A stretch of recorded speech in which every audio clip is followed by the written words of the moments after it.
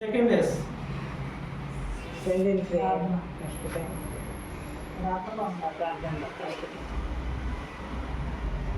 submit yourself to God.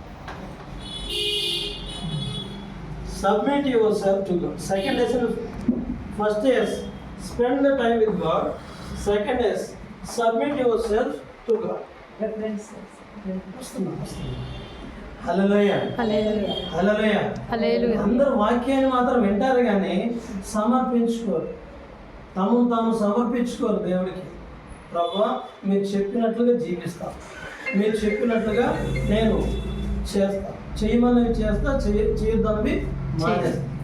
ప్రభువా నేను ఇక్కడ నుంచి ఎర్లీ మార్నింగ్ ప్రేయర్ చేస్తాను, అక్కడ వరకే ప్రేయర్, బయటకు వచ్చినాక వెళ్ళి దాని గురించి అవగాహన. అవునా కదా? సమర్పణ. అందుకని మార్పు సువార్త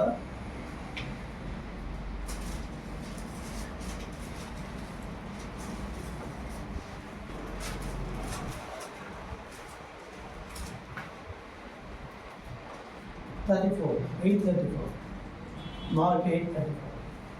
అంతటా ఆయన తన శిష్యులను జనసమూహం ఎదుగు పిలిచి, నన్ను వెంబడింపు కోరవాడు తను తాను ఉపేక్షించుకొని తన సిలువనెత్తుకొని నన్ను వెంబడింపవాడు. హల్లెలూయా. ప్రభువును వెంబడిస్తున్న ఒక విశ్వాసిగా, ఒక సండే స్కూల్ టీచర్గా నువ్వు ఉన్నావంటే ఏం చేయాలి? మనం ఉపేక్షించుకోవాలి. ఏమైతే మనకి ఇష్టమైన అనుకుంటామో ప్రభు నిమిత్తం వాటిని ఏం చేయాలి? వదులుకుంటానికి రెడీ అవ్వాలి. మీరున్నారు ఇవాళ ఇక్కడ సండే స్కూల్ టీచర్ ట్రైనింగ్ ఉంది, వాక్యాన్ని ఎలా బోధించాలో నేర్చుకుంటానికి కూర్చున్నారు. ఇక్కడ ఒక మంచి సండే స్కూల్ టీచర్కి ఎదగడం కోసం మీరు ఏం చేశారు? మీకు సంబంధించిన సొంత కార్యాలన్నింటినీ విడిచిపెట్టి పక్కన పెట్టి ఇక్కడికి వచ్చి కూర్చొని దేవుని యొక్క వాక్యం వింటాన్ని నేర్చుకుంటా కూర్చోండి. హల్లెలూయా హల్లెలూయా హల్లెలూయా హల్లెలూయా. కనుక ఏం చేయాలంటే సబ్మిట్. గుడికి రావటం, పాటలు పాడటం, వాక్యం వినటం, ప్రార్థన చేసుకోవటం, వెళ్ళిపోవడం మాత్రమే కాదు. విన్న వాక్య ప్రకారం మొదటగా మిమ్మల్ని మీరు సమర్పించుకునే అనుభవం కలిగిన వారే ఉండాలి.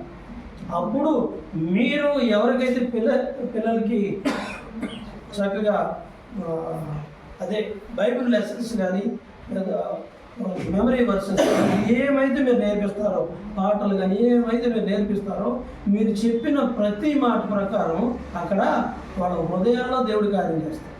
హల్లెలూయా హల్లెలూయా. మిమ్మల్ని మీరు సమర్పించుకున్న వారే ఉండాలి దేవుడికి. ప్రభు పని నిమిత్తం అవసరమైతే మీకు అడ్డుగా వచ్చే ఏమన్నా ఉంటే అవన్నీ పక్కన పెట్టుకొని మీకు అప్పగించిన ఆ చిన్న బిడ్డల గురించి మీరు ఏం చేయాలి? త్యాగం చేసేవాళ్ళు ఉండాలి. అవసరమైతే ఏం చేయాలి? త్యాగం చేసేవాళ్ళు ఉండాలి, సమయాన్ని త్యాగం చేసేవాళ్ళు ఉండాలి. అవసరమైతే మనం ఖర్చు అయినా.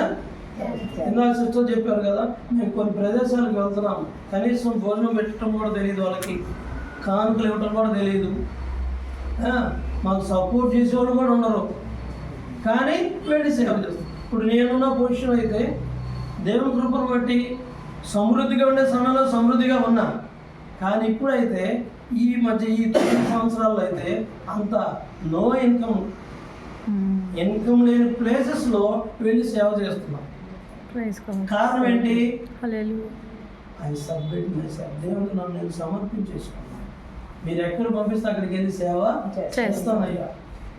అక్కడ మా ఇన్కమ్ వచ్చినా లేదా ఫైనాన్షియల్ సపోర్ట్ ఉన్నా లేకపోయినా మీరు అప్పు చెప్పిన పని వెళ్ళి నేను చేసి అక్కడ వాక్యాన్ని అందించి సంఘాన్ని బలపరిచి నా పని.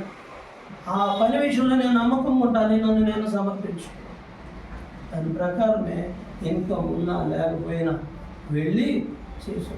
ఆ విధంగా ఒక సక్సెస్ఫుల్ టీచర్గా మీరుంటే, ఇప్పటి నుంచి అటువంటి సమర్పణ జీవితం కనుక మీరు కలిగి ఉంటే, మీరు వాక్యాన్ని ఎవరికైతే బోధిస్తున్నారో ఆ పిల్లలు కూడా ముందు మంచి సండే స్కూల్ టీచర్స్ అవ్వచ్చు, లేదా మంచి దైవజనులు అవ్వచ్చు. దేవుని నామానికి స్తోత్రం. దేవుడు మీకు అప్పగించిన ఆత్మలో విషయంలో కనుక మీరు నమ్మకంగా ఉంటే దేవుడు మిమ్మల్ని ఎలా వాడుకుంటాడంటే లేదా పవర్ఫుల్గా చిన్నపిల్లల మధ్య మన దేవుడు వాడుకున్నాడు. హెబ్రీ 13:7.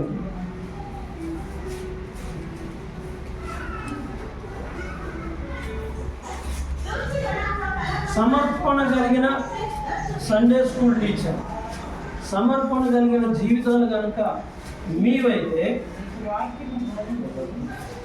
ఎలా ఉంటుందంటే చూడండి. ఇక్కడ సంఘాన్ని ఉద్దేశించి పరిశుద్ధాత్ముడు ఇక్కడ హెబ్రీ పత్రికలో రాసిన మాట దైవజనులను ఉద్దేశించి రాశాడు, సంఘాలను ఉద్దేశించి రాశాడు. దైవజనుల పట్ల ఎలా ఉండాలి లేదా దైవజనులు ఎలా ఉండాలి. 13-17 మీపై